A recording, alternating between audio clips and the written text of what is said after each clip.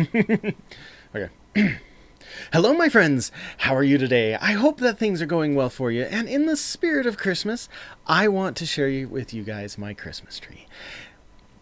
You know how every once in a while you find yourself thinking, this shows up quite often. I think there might be a slight kind of a addiction going on here. That happened to me when we were setting up our Christmas tree. Here's the story. We decided very early in our marriage to start collecting ornaments based off of the big items of that year. And in general, we didn't designate they had to have a specific background theme, but somehow things ended up that a general theme is showing up more often on our tree than any other theme. And what I'm about to show you is kind of an indicator that we might be just a little bit obsessed with Disney. Oh well, it's not a bad obsession, I guess. So here we go. Let's go look at the tree. This is our Christmas tree. We set it up upstairs today, which actually is very fitting for the fact that this is the most Christmas ornaments on our Christmas tree that have been themed around Disney, and our upstairs is pretty Disney themed with the pictures on the left and our big kind of castle, vinyl castle that we have made up for our own personal pictures. And if you even look at the pictures in the background, half the pictures there relate to something, or a good portion of the pictures there relate to something Disney. Starting off with Tinkerbell and Rapunzel. Then we move over to a 2017 ornament that we got when we went to Disney World. This was also a year that we went to Disneyland in the same time, and this ornament has a light in it. It's really cool because the light changes, but because I don't want to burn out the battery, I usually keep it off, which is kind of sad. I wish there was a way to recharge the battery. Then we have the Disney Wonder. This was bought during our first cruise. And then during our second cruise, we were part of a gift exchange where we got a whole bunch of stuff from a variety of different people on the boat, and we gave gifts to them as well.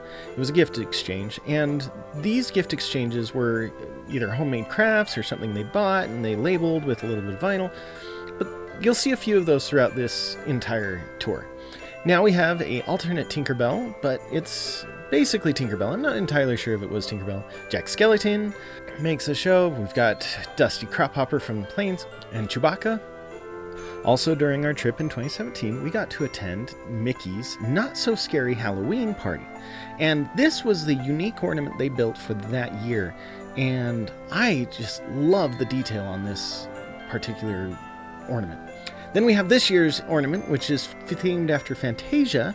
It was very beautiful. This one we bought when we went down to Disneyland just a couple weeks ago. Then we have the Disneyland 2017 ornament. Sadly, one of my kids dropped this, and so I've had to glue it back together, but it's still reminiscent of the time we went to both parks in the same year. We have Rapunzel's symbol that is part of her royalty. Then we have Crush and Squirt and Snoopy. Not Disney, but Snoopy. We have this 3D printed ornament that I made for my wife, which is a Tinkerbell, and I love the fact that it's a spinner. It was all one-piece print. Really cool. This tradition is kind of deeply ingrained in us. We have started it with our kids, so a few of these ornaments actually belong to my kids. To help remember what was going on that year, we try to write on the bottom what was going on that year, especially when it may not be clear what exactly happened. And it also helps to put a year marker on there so that you know which year you bought that ornament from, because they might be similar. Like, for example, the Disney cruise ships that I have here. We have on one side of the tree, we have the Disney Dream. On the other side, we have the Disney Wonder. And to remind us writing on the bottom to remind us what happened helps as time goes past for you to remember what was going on. And in the case of the Disney Wonder, we wrote more information than we did for the Disney Dream, and I need to fix that, so I've got my marker in my hands, and I'm going to go do that after I finish filming today. But all I have on the bottom of the Disney Dream right now is 2019. I need to fix that. It'll happen.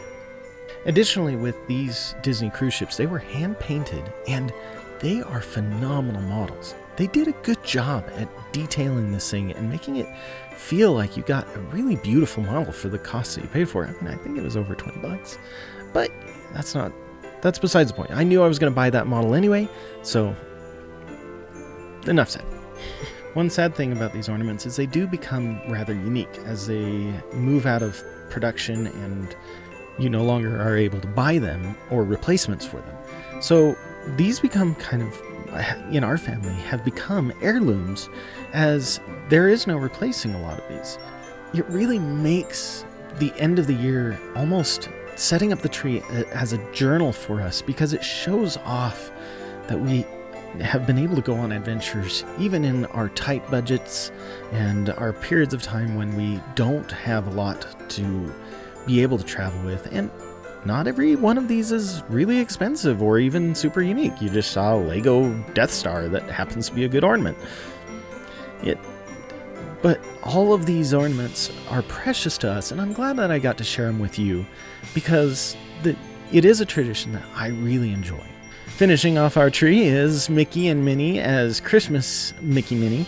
That I think is just totally awesome because that's something new for this year, and we're like, yeah, that's going to be excellent to put under the tree.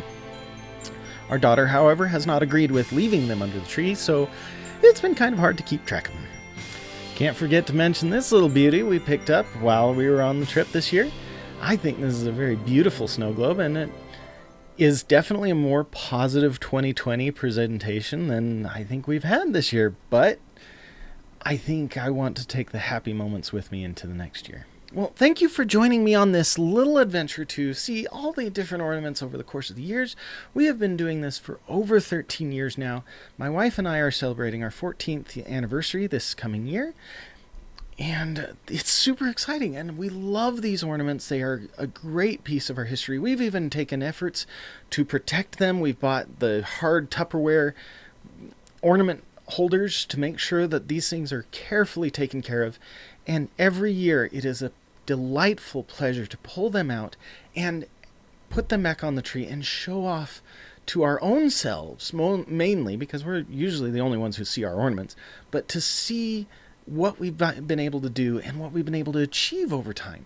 I love doing this tradition, and it has become so ingrained in us that my wife and I, first thing we do when we get to a Disney park or when we're on vacation, the first thing we do when we walk into a gift store is we've got to find the ornaments and see if there's a good ornament that can suffice for this year. Sometimes we don't successfully find something while on vacation. We might have to go to a Hallmark store and go through every single ornament and decide whether or not that ornament fits our year.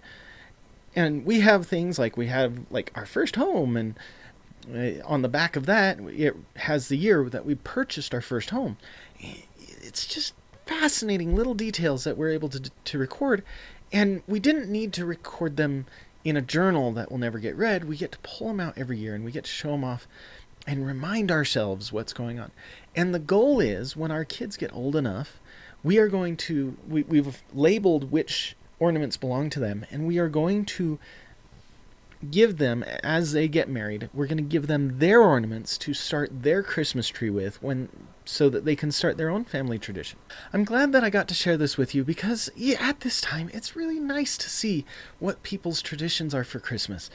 And I think it adds to the joy of the season to know that other people might have similar or their own unique traditions that they do. It's fantastic just how diverse this particular season is, and yet we're all kind of pointing towards the same thing, and that is just enjoying and being happy and having kind of a moment of peace throughout the world.